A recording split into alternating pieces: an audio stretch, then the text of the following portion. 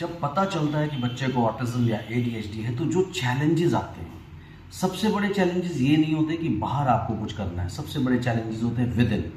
With in का मतलब क्या होता है कि सबसे पहले आपको ये बिलीव करना होता है कि एग्जैक्टली कोई प्रॉब्लम है कि नहीं है।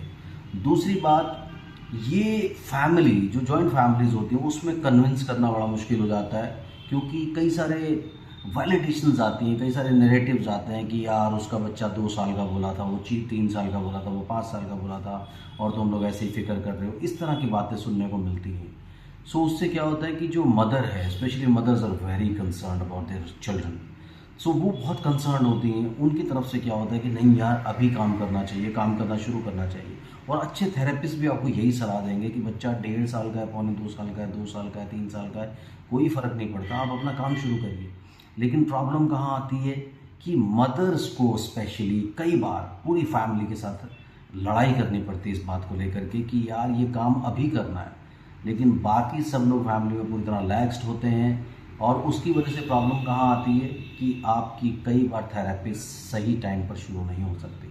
तो जैसे ही आपको पता चले, कोशिश कीजिए कि खुद भी एक्सेप्ट करें और फैमिली को भी जल्दी से जल्दी एक्सेप्ट करवा करके अपनी जो चीज़ें हैं उनको अलाइन करना शुरू करें। जैसे मैंने कई सारे वीडियोस में बताया, अगर बच्चा 3 साल से छोटा है तो ये डायग्नोसिस वर्ड तो अपने मन से निकाल दीजिए कि एग्जैक्टली क्या डायग्नोसिस बन गया, ये ऑटिज्म है, एडीएचडी है। क्योंकि कई बार क्या होता है कि आप बिलीव करने के लिए उसको कई लोगों से रिपीटेड टेस्ट करवाते चले जाते हैं, और उसकी वजह से क्या है कि सिर्फ टेस्ट में ही टाइम वेस्ट हो जाता है। और फिर आप कहते हैं हम तो बच्चे को 2 साल से लेकर के घूम रहे हैं। भाई 2 साल से लेकर के घूम रहे हो, काम भी किया कि नहीं किया? काम करना ज़्यादा इम्पॉर्टेंट है। इसलिए काम करना शुरू करेगा। बच्चा 3 साल के छोटा है तो टेक्निकली किसी बच्चे को आप ऑटिस्टिक नहीं कह सकते, और डायग्नोसिस देना भी क्यों है, सिंपल डिले में डाल करके आप अपना काम करना शुरू करें। काम करके बच्चे को नॉर्मली कर लो यार 3 साल की उम्र तक। क्योंकि अगर आप 2 साल की उम्र में भी शुरू करोगे, 2.25 साल की उम्र में भी, तो भी 3 साल तक का टाइम तो आपको लग जाएगा। नहीं, 1 साल तो आपको कम से कम लग जाएगा। यानी 2 साल में स्टार्ट करोगे तो 3 साल तक फ्री हो जाओगे। 2.5 साल की उम्र में स्टार्ट करोगे, 3 साल की उम्र में स्टार्ट करोगे, 3.5 साल की उम्र में स्टार्ट करोगे तो टाइम ज़्यादा लगता है उल्टे। और कई बिहेवियर्स इतने ज़्यादा फर्म हो जाते हैं, उनको रिमूव करना मुश्किल हो जाता है। इसलिए स्ट्रेट अवे आपको स्टार्ट करना चाहिए जैसे आपको पता चलता है।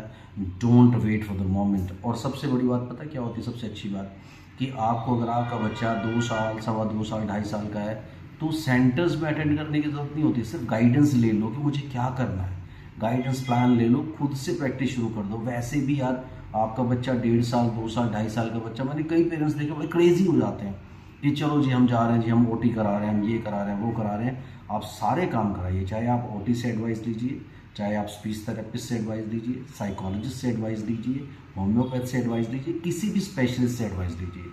लेकिन एक किसी को पकड़ लीजिए और उनका एडवाइस लेकर के अपने कामों को शुरू कीजिए। अपने कामों को शुरू करके सेंटर्स पे आपको 3 साल से छोटा बच्चा है तो जाने की ज़्यादा ज़रूरत नहीं होती है। आप उसके पहले ही अपने बच्चे को नॉर्मल कर सकते हो। ज़्यादा से ज़्यादा इन्वॉल्वमेंट बढ़ाओ, ज़्यादा से ज़्यादा उसके साथ प्लेफुल एक्टिविटीज़ करो। उसके साथ आप गाइडेंस ले लो कि मुझे पर्टिकुलरली कुछ एक्टिविटीज़ जो होती हैं वो क्या करनी है। जैसे क्या होता है कि किसी को पता चल गया कि मुझे ब्लड प्रेशर की प्रॉब्लम है, या उसकी कुछ नर्व्स कुछ ब्लॉकेज है, या उसकी आर्टरीज में कुछ ब्लॉकेज है, उसको ये पता लग गया।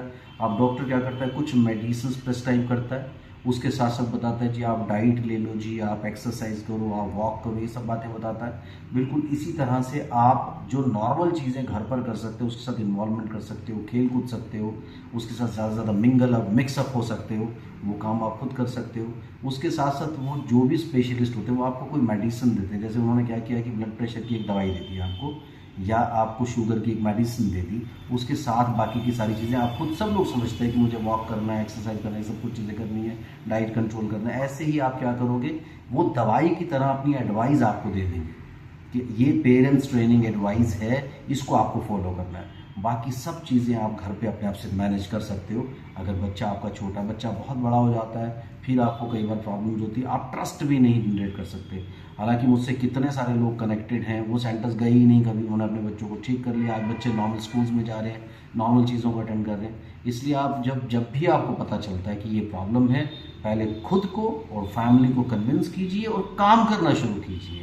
डायग्नोसिस के पीछे भागे रहेंगे, आपको एटलीस्ट कुछ आइडिया तो मिल गया ना कि कुछ प्रॉब्लम है, तो बस आप रेमेडीज़ की तरफ जाइए, रेमेडीज़ की तरफ जाएंगे, अपना काम शुरू करेंगे, तो वो जो टाइम आपको भागने में, इसकी सलाह ले लो, उसकी सलाह ले लो, उसकी सलाह ले लो, वो टाइम वेस्ट होने से बच जाएगा। Right, I hope you understand. Comment करते रहिए। Bye bye.